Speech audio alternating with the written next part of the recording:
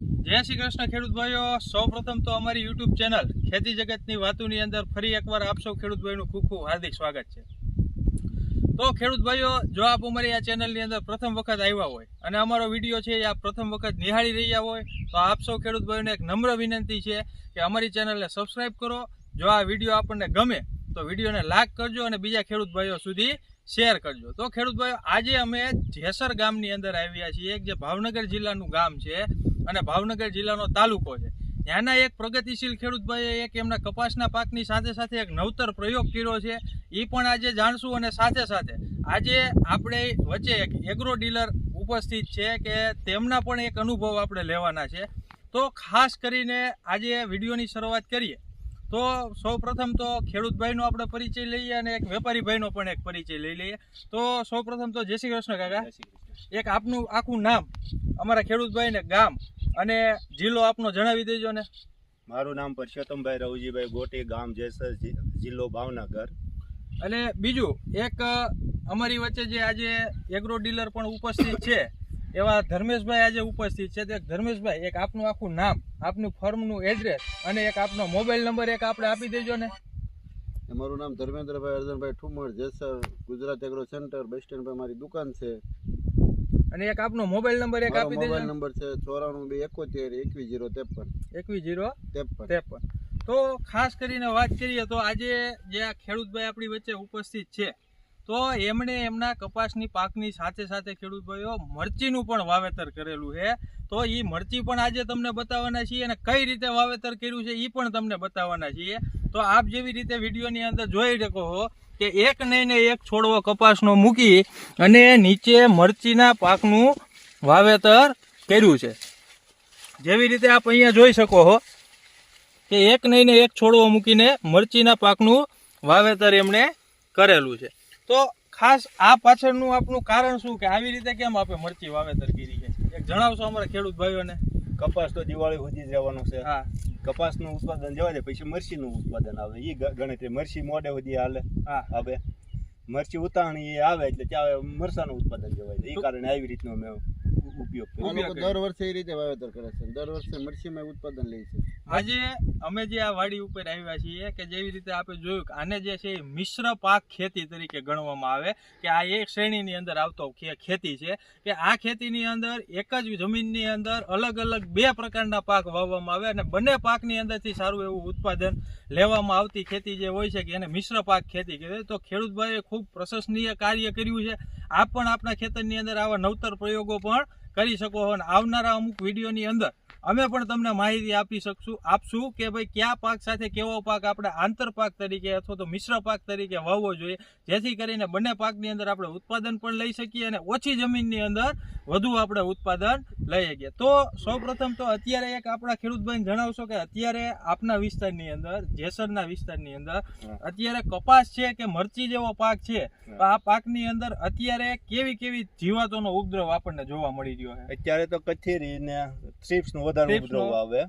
જે તમે વાત કરી કે અત્યારે આપણા વિસ્તારની અંદર થ્રિપ્સનો ઉપદ્રવ જોવા મળી રહ્યો છે, તો આપના અત્યારે આપણા કપાસની અંદર ખેડૂતભાઈ જોઈ શકો છો કે આજે જે આ જૂના પાંદડા અને નવા પાંદડા એના કલરની અંદર રીતસરનો આપણને ફેર દેખાઈ રહ્યો છે કે જે નવા ડોકા કાઢ્યા છે એકદમ પોપટી કલરના અને એકદમ કૂણા માખણ જેવા લીસા દેખાય। અને આ કપાસના પાકની અંદર થ્રિપ્સનો કેવો ઉપદ્રવ હતો તો એ આ જૂના પાંદડા છે, આ જૂના પાંદડા ઉપર આપણે જોઈ શકો છો કે અત્યારે આ કપાસના પાકની અંદર થોડા દિવસ પહેલા થ્રિપ્સનો કેવો ઉપદ્રવ હશે।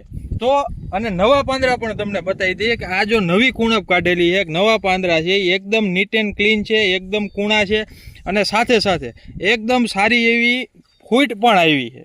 તો ખેડૂતભાઈએ એવો તે કઈ દવાનો ઉપયોગ કર્યો હતો જેના કારણે એમના કપાસના પાકની અંદર અત્યારે થ્રિપ્સ કે લીલી પોપટી કે સફેદ માખી કે ઈયળનો ઉપદ્રવ જોવા નથી મળી રહ્યો? તો આપણે એમને જ પૂછીએ તો આમે કપાસના પાકની અંદર આપણે કેનો ઉપયોગ કરેલો છે? લેનોવાનો, ધાનુકા કંપનીનું જે પ્રોડક્ટ આવે છે લાનેવો।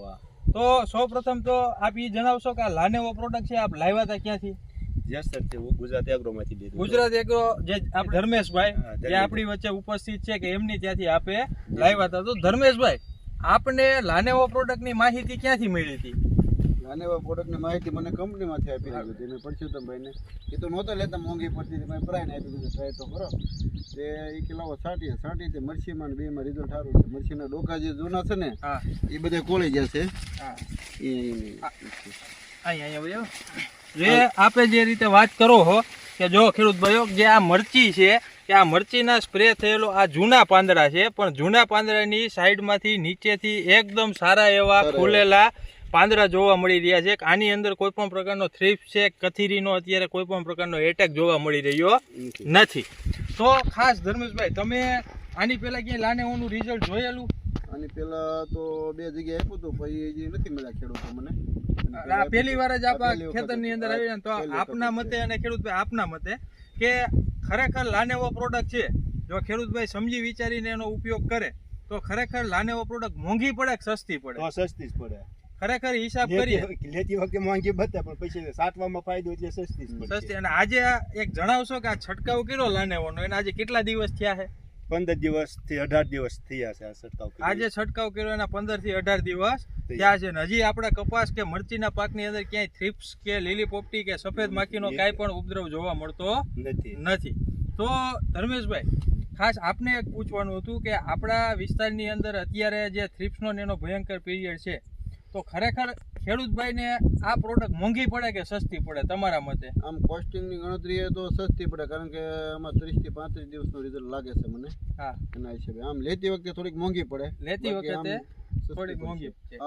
આનો પંપ થાય હવા 200 થી 250 રૂપિયાનો થાય. બરાબર છે. એટલે ઓલા 3 સ્પ્રે કરો ને આ 1 સ્પ્રે કરો, એટલે બધું હરખો થાય. ઓલા 3 સ્પ્રે કરો 125 નો થતો હોય, હા, તો એ 3 સ્પ્રે ના 360 થી 80 રૂપિયા થાય. અને આવડા થાય 250 થી 250. ભાઈ નાના મોટા પેકિંગ ચાર્જ જે કઈ લાગતો હોય તો ખાસ ખેડૂત ભાઈઓ, જેવી રીતે આજે ખેડૂત ભાઈનો પણ અનુભવ લીધો અને એક વેપારી ભાઈનો પણ આપણે અનુભવ લીધો, તો ખાસ બીજું તો એક કહેવાનું એ છે કે જો આપ પણ જેસરની આસપાસના વિસ્તારની અંદર હોય અને આપને પણ જો લાનેવો પ્રોડક્ટનો પોતાના ખેતર ઉપર છંટકાવ કરવો હોય, તો ફરીથી એક વખત ધર્મેશભાઈ એક આપનું ફર્મનું પૂરું નામ, એડ્રેસ અને મોબાઈલ નંબર એકવાર આપી દેજો ને. મારું ગુજરાત એગ્રો સેન્ટર, જેસર તાલુકો, જિલ્લો ભાવનગર, બસ સ્ટેન્ડ પાસે. મારું નામ ધર્મેશભાઈ ઠુમર. તો મારો મોબાઈલ નંબર છે 94 271 21 053. તો ફરીવાર એકવાર મળીશું ખેડૂત ભાઈઓ એક નવા વિડીયો સાથે, નવી માહિતી સાથે. ત્યાં સુધી અમારી સાથે જોડાયેલા રહો આપ અમારી ચેનલની અંદર. ફરી એકવાર જો આપ વિડીયો સારો લાગ્યો હોય તો વિડીયોને લાઇક કરજો. સાથે સાથે જો આપ અમારી ચેનલની અંદર પ્રથમ વખત છો તો અમારી ચેનલને સબસ્ક્રાઈબ જરૂર કરજો. અને સાથે નીચે જે સ્ક્રીન ઉપર નંબર છે એ નંબર ઉપર આપ ગમે ત્યારે કોઈ પણ પ્રકારની માહિતી જોતી હોય તો આપ આ નંબર ઉપર છે આપ સંપર્ક કરી શકો છો. સૌને જય શ્રી કૃષ્ણ.